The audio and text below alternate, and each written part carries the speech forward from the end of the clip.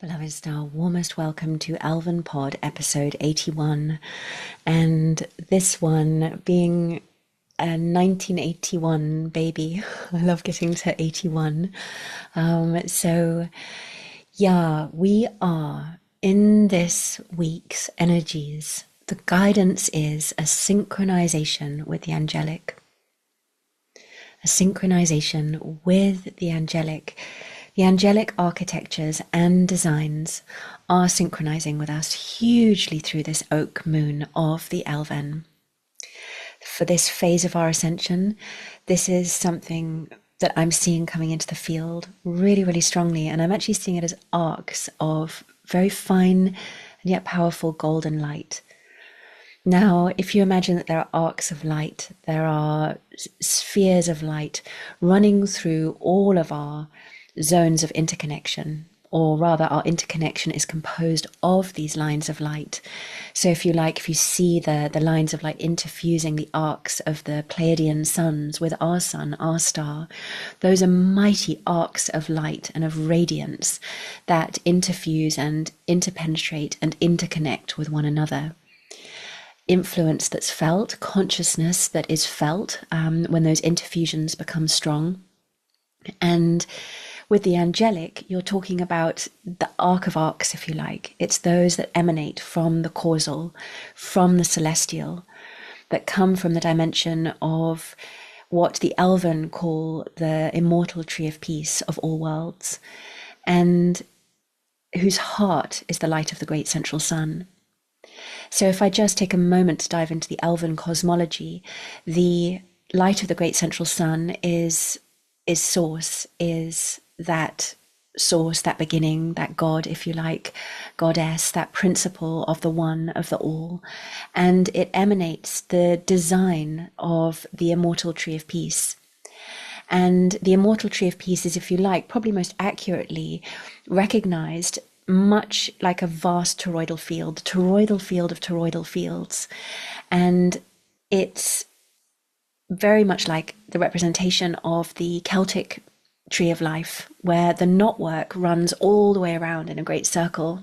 So you've got the trunk forming that inner sphere or tube of the toroidal field, and then you've got the branches coming up, arcing round, joining with the arc of the roots, and then coming back round again to go up through the center of the trunk of the tree. So it's, if you like, the toroidal field of toroidal fields, and the immortal tree of peace is the dimensionality wherein everything is in resonance, is in synchronization, is expressive of the light of source.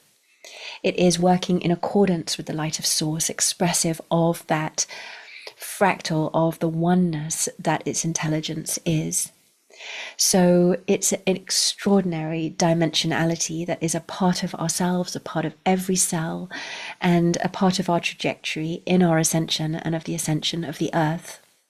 And in fact, the Elven say she is fully physically realizing herself as a golden blossom of the immortal tree of peace. So full physical realization of every fractal and aspect of her planetary consciousness as a golden blossom, a fire flower, if you like, of that immortal tree of peace. So that is when every aspect of Earth becomes physically manifest and expressive of, including humanity, the radiance of the light of the one and the aspect of the oneness that she is. So that's the great trajectory of our ascension, the timeline of timelines, if you like, as the Elven perceive this. And the angelic is the aspect of the causal, the celestial dimensions of the immortal tree of peace, which is in total expression of that song of the one, of that light of the source song of songs. And it's that which does not deviate from that, which is absolutely expressive from that song, but from total free will. There's no coercion, there's no inability. It's simply absolutely realized within the consciousness of the angelic to be expressive of that song. And the aspect of the song that strand of the angelic, that ray of the angelic is. So when we synchronize with the angelic, we're synchronizing within the part of ourselves that is entirely true to our greatest source light dreaming, to the source creator within, the star creator within, that seventh dimensional radiant one who is the stargate to the light of the great central sun within and the radiance of immortal starlight I am presence. The one who dreams their reality into being from that place. The angelic within us is the one who is totally true to that song, to that dreaming. Does not move from that song for a moment, is so strong, has such fidelity, such faithfulness to that. And from our human perspective and our human experience in the last age, it might be extraordinary to be able to imagine ourselves being this way. We've experienced through this age of polarity, through this great descent into separation, we've experienced the struggle, if you like, to listen, to be true to who we are. We experience the separation from ourselves and how we kind of come and go, and how it's almost as though a great primordial battle for each one to try to be true to who they are. So the idea of that absolute consistency, that absolute strength in expressing the song of songs, that song of your grandest dream, being completely effortlessly true to that, in total devotion to that, is an extraordinary evolutionary potentiality to dream for ourselves in this human physical form. But it is what's coming in, and its potentiality is creating a strong invitation and a strong shift, and also a challenge for our experience here and how we've known ourselves.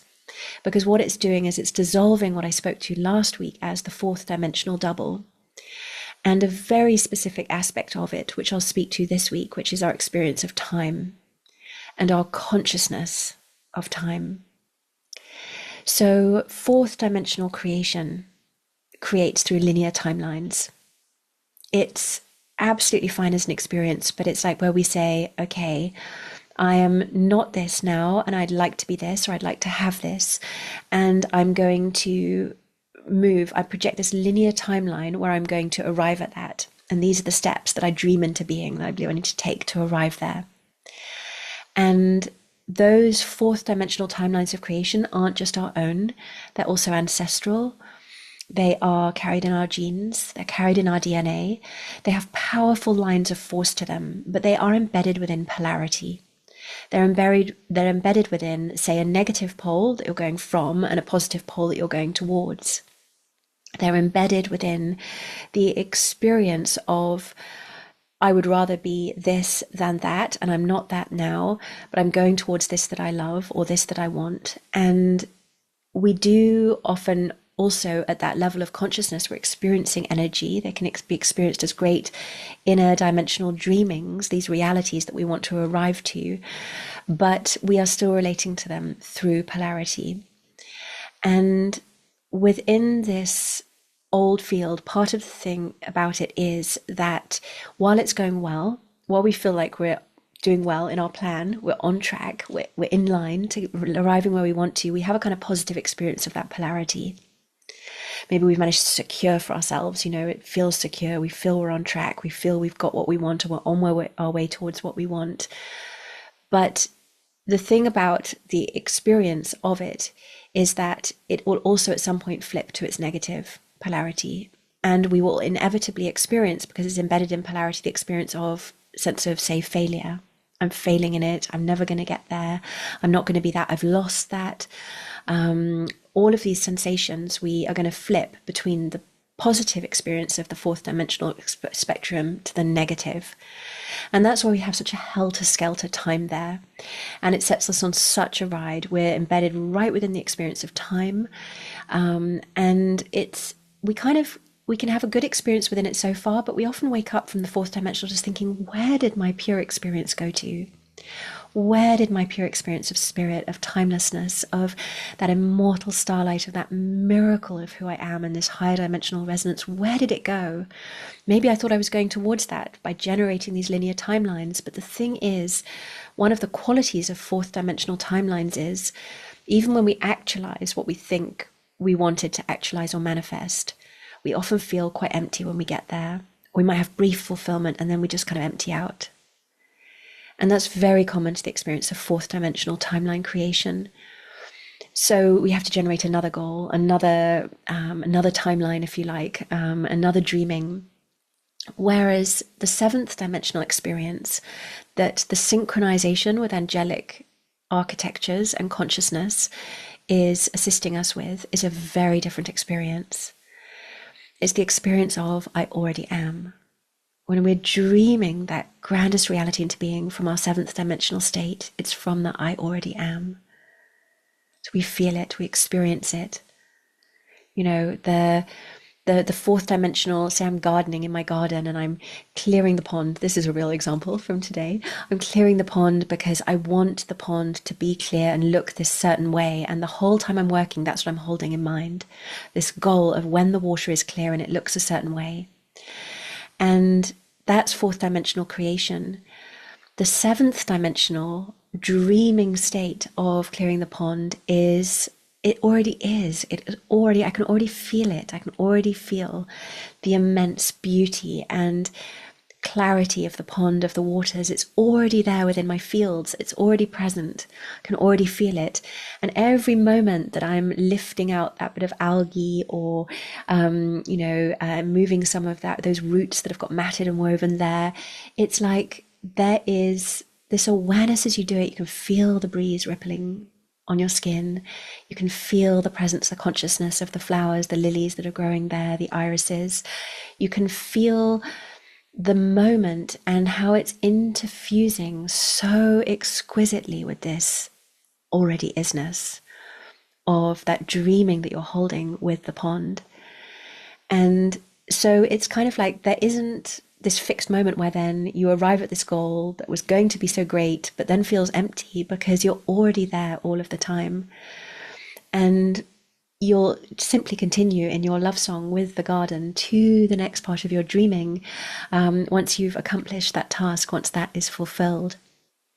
So, but what I love to say about, I make it sound really simple and easy, obviously, the transfer, and that's what we're arriving to. It will be. But if you're not experiencing that kind of transfer as easy, if you get kind of very bedded in, to the experience of, oh my gosh, I'm clearing the pond, so it gets clear, and I've really got this linear sense, and I've gone into this fourth dimensional mode. And if for you find you get quite stuck there, like it's quite hard to just come back to the moment and be in the moment, you really, and the force that gets into it and the will, and it's like you're kind of driving along, pushing along to this goal, and you want to stop pushing, but you can't. You want to stop sort of your aversion to the sort of total sort of algae covered, surface of the water, but you can't. You're just really consumed by this idea of it being clear and pushing towards this goal. Now that's quite natural at the phase of shift that we're within, and in regard to the shift in consciousness we're within, because for the last age we have layer upon layer upon layer of ancestral and genetic consciousness that has actually built up those lines of force, those deep lines of fourth dimensional creation, those timelines. It's not just you, it's ancestor upon ancestor.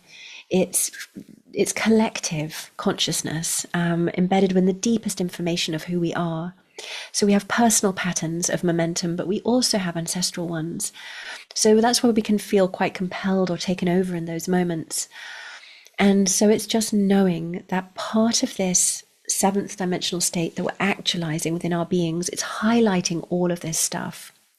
So we may well see the consciousness of time coming up in ourselves, the consciousness of this fourth dimensional mode where we kind of push towards things or, repel from other things. And we're kind of always caught in these dynamics, kind of push pull, and time is either going slow or it's going fast. And we feel trapped. It's like you do feel, by contrast to the seventh dimensional state, you really feel yourself looping in something that feels like more of a trap, more confined.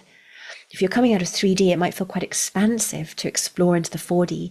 But once we're ascending beyond the fourth dimension, it feels very confining when we find ourselves there.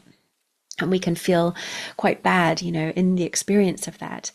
So if you notice these things being highlighted, just knowing we are getting a more refined awareness because of the angelic architectures that are coming in. And what they're bringing in is our possibility of releasing time, the consciousness of time as an aspect of the inherent consciousness of that which we are, our generation of fourth dimensional timelines, linear timelines. Now, it doesn't mean we don't interact with time, as in the nodes of time, but we don't have to carry the consciousness of time or time as a facet of the consciousness that we are. We don't have to be coded with that. We can still interact with the nodes of time, like I'm going to show up at 4 p.m. to do this, but we don't have to be inhabiting and carrying the consciousness of time. You can dissolve the consciousness of time and still function here. So this is part of our what is being dissolved. The angelic architectures are coming in to support us with this, because what they support us with is the great continuity. You can dream your grandest intention, your grandest timeline, that source creator essence, dreaming that I already amness into being. And you can sustain that. You can be true to that. It can be maintained as an angelic sequencing and music that unfolds and unfolds, that you honor moment to moment. And one of the facets of this seventh dimensional state also is that we can dissolve these great filaments of DNA coding, these fourth dimensional linear timelines and modes. If we can get still, come back to ourselves, come back to our hearts, let that seventh dimensional stargate open again, the light of the great central sun, the immortal starlight of that one who you are, that love that you are, that grandest intention, timeline, dreaming your vast light creating itself into form. What would you love to dream?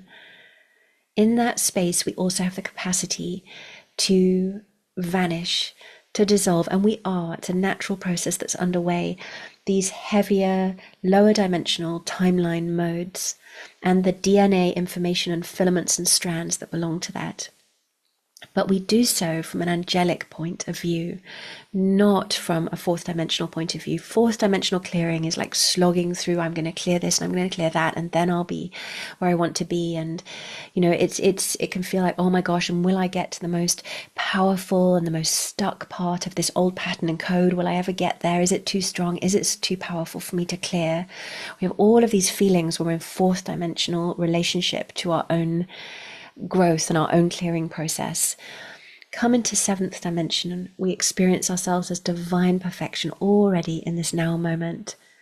Yes, we have these other dimensions of experience, but it's all perfect. We always already are in this every now moment. And from the choice point of divine love, we choose to release out that coding. It's like, okay, I'm done with that experience now. It's been part of my evolution, part of my dreaming, and I'm releasing that now. And what you find within that is the whole thing releases. There's no limit. There's no sense of a limit upon what can release, be let go of, be vanished, be dissolved. It's instantaneous. We can do the whole lot, and it's effortless from that level of consciousness. Yes, focus and intention, but within that, there's this effortlessness. It's not the heaviness of fourth dimensional clearing. So that's part of the angelic capacity that we have that's coming online within the now. And so just noticing the difference, you know, and if you find yourself in 4D clearing, it's like you can just drop that whole thing and reset and come back to it when you're in your seventh dimensional state and see from there, and it's a whole different deal. But most importantly, I'm speaking to this seventh dimensional state and this architecture that's coming in, because it is supporting the strength within your being to be true to that I already am of your greatest dreaming, that I already am. So just remembering that consciousness is phasing through. And what I would recommend is, and we had a beautiful transmission of this within Aurora. I so recommend joining Aurora this moon. It's incredible transmissions. The Elven Aurora membership portal, where I give the direct transmissions of all of this. So, but synchronizing with the aspect of the angelic dimensions with which you hold greatest affinity, and calling it through your being, because it has the capacity to come down through this arc of light with greatest focus and precision through the stargate of your heart, through the light of the great central sun within, and to fuse through your heart this layer of radiant presence such as never before, synchronizing with the angelic, synchronizing here and feeling within that as that comes in your capacity to be true to your intention, to be true to this holographic spherical state of I already am, the sequencing of the intelligence and creating within that, not generating fourth dimensional timelines of creation, but being in this I already am. And what's the sequencing of that intelligence? That's your angelic seventh dimensional state. That is, and it's that mode, that way, that cadence within you. Beautiful.